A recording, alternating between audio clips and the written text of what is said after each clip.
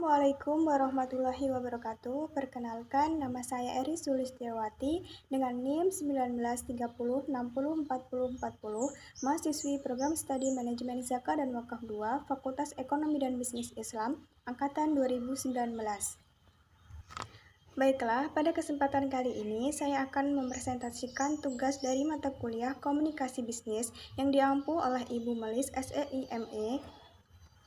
Materi pertama yaitu tentang apa itu komunikasi bisnis. Komunikasi bisnis menurut Joko Purwanto adalah komunikasi yang digunakan dalam dunia bisnis mencakup berbagai macam bentuk komunikasi, baik komunikasi verbal maupun komunikasi nonverbal untuk mencapai suatu tujuan tertentu. Materi kedua, lingkup komunikasi bisnis. Lingkup komunikasi bisnis ada dua, yaitu komunikasi bisnis internal dan komunikasi bisnis eksternal. Komunikasi bisnis internal adalah komunikasi bisnis yang terjalin antara individu dalam satu institusi, organisasi, atau dalam sebuah perusahaan. Misalnya, komunikasi antar pemilik perusahaan dengan para karyawannya, antar manajer dengan anak buahnya, atau antara sesama karyawan. 2. Komunikasi bisnis eksternal. Komunikasi bisnis eksternal adalah komunikasi bisnis yang terjadi antara organisasi, instansi, atau sebuah perusahaan dengan pihak lain. Misalnya, komunikasi bisnis yang dilakukan oleh manajer marketing dengan pelanggan, atau antara direktur dengan pemasok bahan baku. Komunikasi.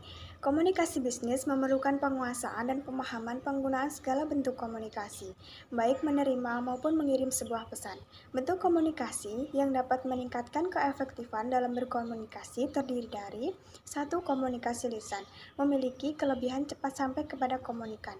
Kekurangannya bergantung pada kredibilitas dan kompetensi komunikator. 2. Komunikasi tertulis, membutuhkan kemampuan menulis dengan baik, bahasa yang bagus, dan pola pikir yang jelas. Kekurangannya, feedback tidak langsung. 3. Komunikasi nonverbal, yaitu bentuk komunikan yang menggunakan bahasa tubuh, isyarat, raut muka, dan lain sebagainya. 4. Komunikasi sinyal, yaitu komunikasi menggunakan sinyal-sinyal tertentu, seperti penataan dan pencahayaan pada suatu tempat. Tujuan komunikasi bisnis. 1.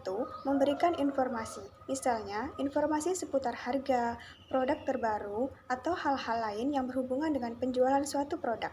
2. Melakukan persuasi.